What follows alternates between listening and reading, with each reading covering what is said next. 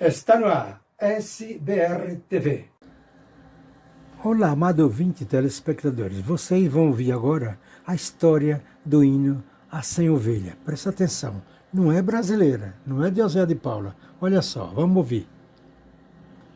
Estamos de volta para mais um vídeo da série A História dos Hinos que Aprendemos a Cantar. Hoje, especificamente, eu vou contar a história e você vai ficar sabendo todos os detalhes do hino do clássico 100 Ovelhas. Eram 100 ovelhas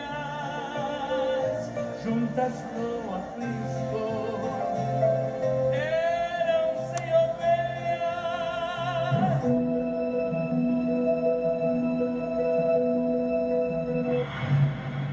Hoje eu vou contar a história de um dos grandes sucessos da música brasileira. Eu me chamo Alexson Marcos, seja bem-vindo ao meu canal. Já peço que você se inscreva. Vou contar a história do hino 100 Ovelhas, aquele que ficou conhecido no Brasil na voz de Oséias de Paula. Porém, essa música ela não é brasileira, essa música ela é de origem mexicana. Muita gente acha que a história, a origem da música 100 Ovelhas está em Lucas capítulo 15, na parábola da ovelha perdida. Na verdade, a música 100 Ovelhas foi baseada em um fato real acontecido e que marcou para sempre a vida de Juan Romero. Juan Romero era pastor, era professor de matemática, era radialista e um dos grandes compositores do México. Na época, no final da década de 60, ele já residia nos Estados Unidos, em uma cidade no Texas. Como pastor, ele presidia uma igreja de não muitos membros. Naquela igreja, tinha um jovem chamado Ricardo. Juan Romero, como pastor daquele pequeno rebanho,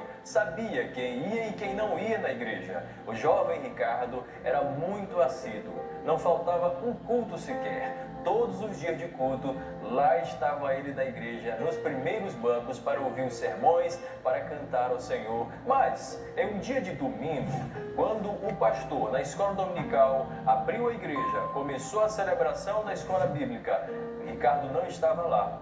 Então, chegou a noite, era o culto noturno, era o culto de domingo à noite.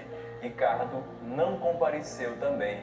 Aquele fato deixou o pastor Juan Romero muito intrigado. Afinal, aquele era um crente muito assíduo e, com certeza, alguma coisa de bom não estava acontecendo com ele.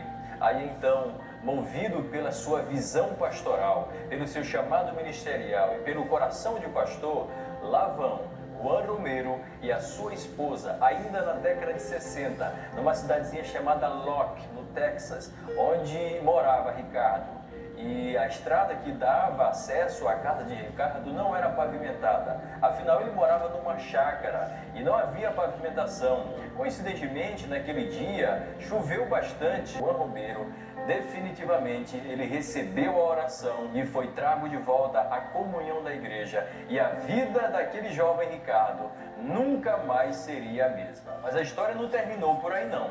Em 1969, já no final daquela década, Juan Romero estava em sua casa quando de repente ele teve uma visão. Ele viu o jovem Ricardo cantando as primeiras estrofes daquela que seria futuramente conhecida como Visión Pastoral. Ele então, abismado com aquela situação, preocupado com aquele fato, entendeu que aquela era uma confirmação do seu chamado ministerial e a partir dali nasceu a letra daquela que nós conhecemos hoje no Brasil como 100 Ovelhas ou Visión Pastoral para os mexicanos.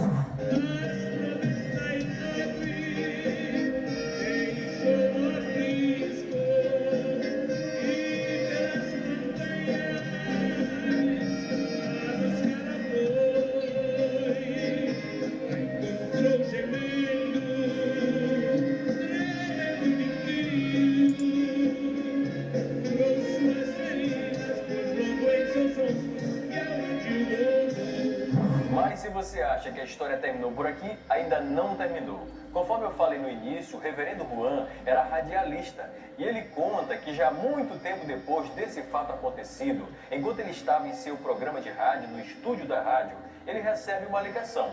Era Ricardo, perguntando para ele se ele se lembrava de um jovem que havia sido visitado por ele em um período chuvoso e uma época em que ele havia pensado em desistir da fé.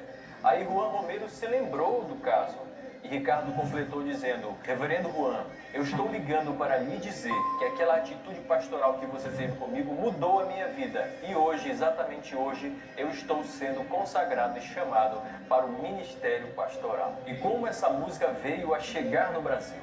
O ano era 1973. O pastor Eliseu Menezes e Oséias de Paula fizeram a versão e adaptação para o português de Visión Pastoral, com 2 estrofes. Aquela música marcaria para sempre a história da música evangélica no Brasil e principalmente a carreira do jovem Oséias de Paula. Naquele ano, antes de ser lançado esse disco, ele havia se acidentado, em um acidente muito sério, que por um milagre ele conseguiu sobreviver. Matheus Jensen, proprietário da gravadora Estrela da Manhã, por onde o disco seria lançado, ao tomar notícia do acidente do jovem Oséias, convoca todo o Brasil para fazer uma intercessão para que o jovem Oséias saísse do coma. E todo esse anúncio foi feito em um famosíssimo programa de rádio que o Matheus Jensen possuía naquela época e que atingia todos os estados do Brasil. Matheus Jensen convoca o povo brasileiro para orar. E então aproveita e coloca em seu programa musical uma fita cassete que já havia sido gravada, mas o disco ainda não havia sido lançado. E aquela fita começa a tocar. E antes do lançamento oficial daquele disco, enquanto Oséias ainda se recuperava, o disco vendeu muito. O Brasil inteiro comprou. Alguém fala que antes do lançamento oficial, nesse período em que o Oséias se recuperava, o disco havia vendido mais de 1 milhão de cópias. Nós não podemos certificar esse número. A música Sem Ovelhas tornou-se o carro-chefe de Oséias de Paula, com uma letra simples, com uma mensagem simples, com acordes simples também, porém com um conteúdo poderoso, com um conteúdo de transformação. Juan Romero, o compositor original desse clássico, veio a falecer em 21 de julho de 2017, aos 88 anos. Tamanho foi o legado dele para a música evangélica na América Latina. A música Sem Ovelhas, na versão de Oséias de Paula e Eliseu Menezes, já foi regravada por muitas pessoas, inclusive pelo grande artista da Jovem Guarda, Vanderlei Cardoso, Alex Gonzaga do Novo Som, Amanda Vanessa, pastor Vitorino Silva e muitas outras pessoas que já regravaram essa canção e que hoje é uma das mais conhecidas de todos os tempos. Aliás, eu gravei um vídeo há algum tempo falando sobre as músicas mais conhecidas de todos os tempos no Brasil. É só você clicar aqui que Sem Ovelhas figura entre as mais conhecidas da nossa música. E você, tem alguma história com essa canção? Essa música te faz lembrar de alguém, te faz recordar de um passado distante? Aliás, essa música faz parte da tua história de conversão? Você tem algum testemunho pessoal com a música Sem Ovelhas?